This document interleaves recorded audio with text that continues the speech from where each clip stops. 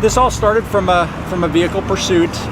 Michael is the gentleman's first name. He has a warrant for his arrest. He was supposed to be at the North Star Center, from my understanding, and he absconded from that placement that he was in.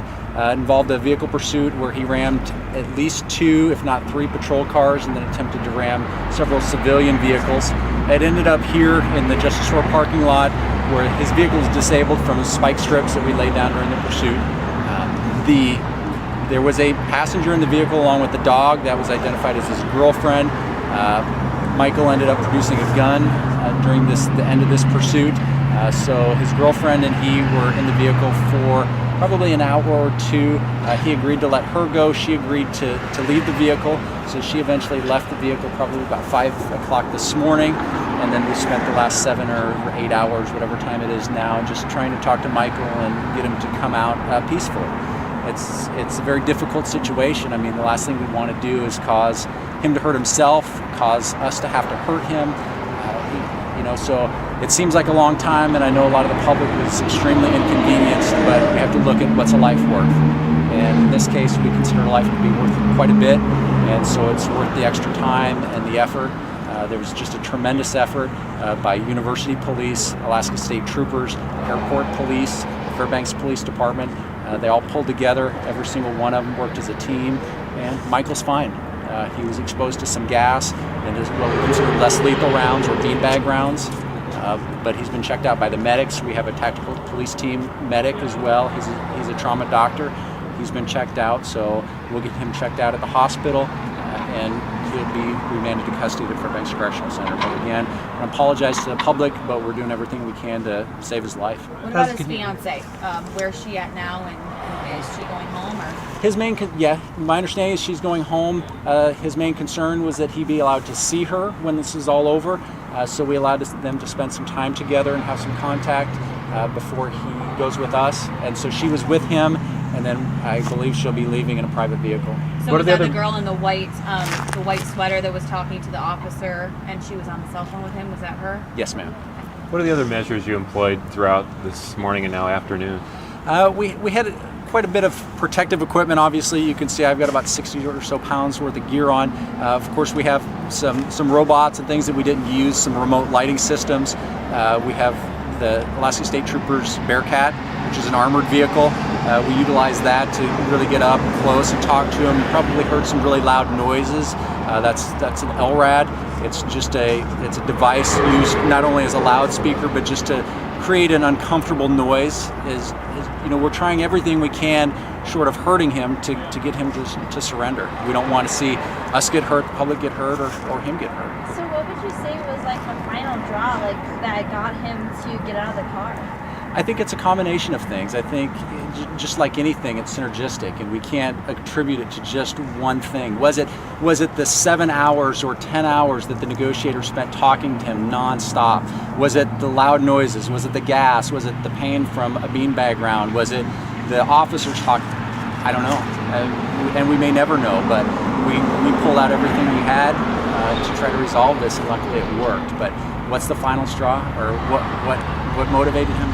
I don't know. What do you think he called our news station? He talked to us live on TV. Why did he do that? Why do you think he did that? Michael appears to be a little irrational. There may be some mental health issues. There may be some drug use involved, and so it's hard to get inside of his mind. I think he's scared.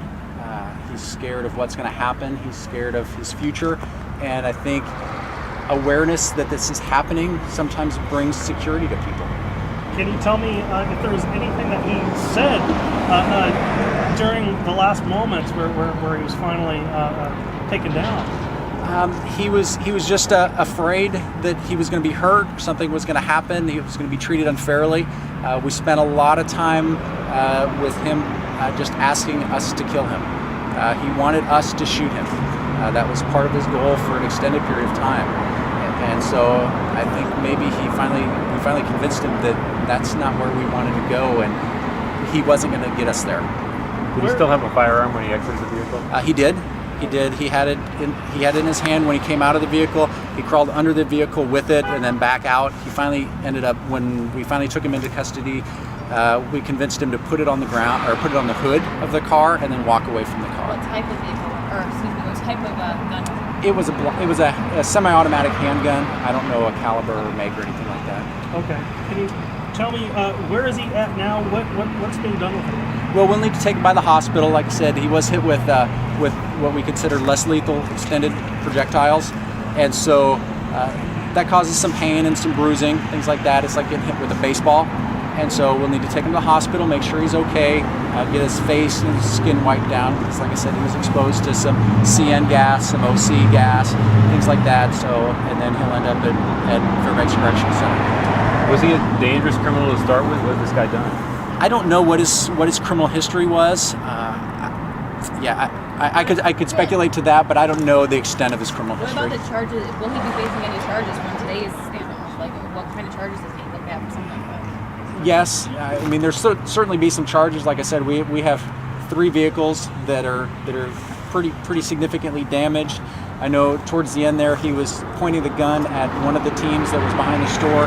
He was pointing the gun at them. That caused some significant concerns for them, and let's just say fear. That's what's required for criminal charges. And so there's a lot of pieces to put together, but certainly there'll be some charges out of this. Fine. What's the takeaway from this? I mean, this doesn't happen every day in Fairbanks. No, but it does happen.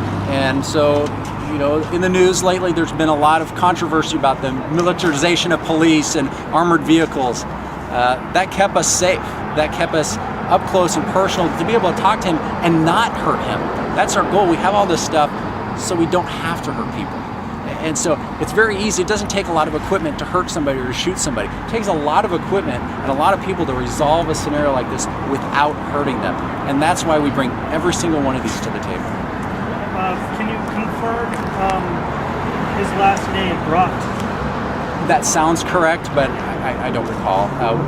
We spoke it in first names, and so I heard his last name a couple times. Could you give us any information about the traffic scenario? I know a lot of people are kind of upset how they are diverted now. Yeah. Is that going to be opening up for them? Yes, as soon as we get these cars, we'll open it up, and we realize this was an extremely inconvenient place for him to stop.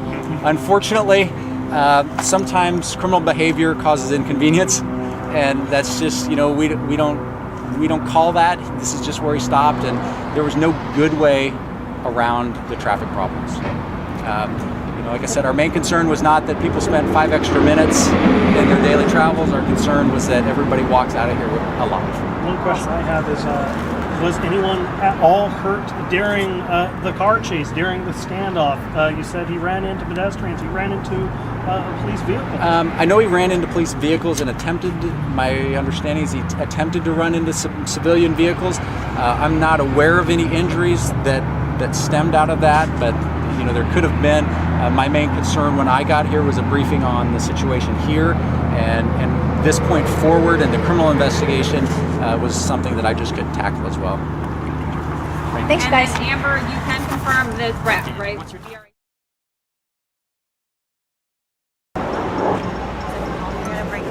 There goes the glass. Yeah. Middle left window was just knocked out. The back left window was knocked out earlier. Now they're going for the front window. They've knocked in the sleeping bag or blanket that he has, knocking that.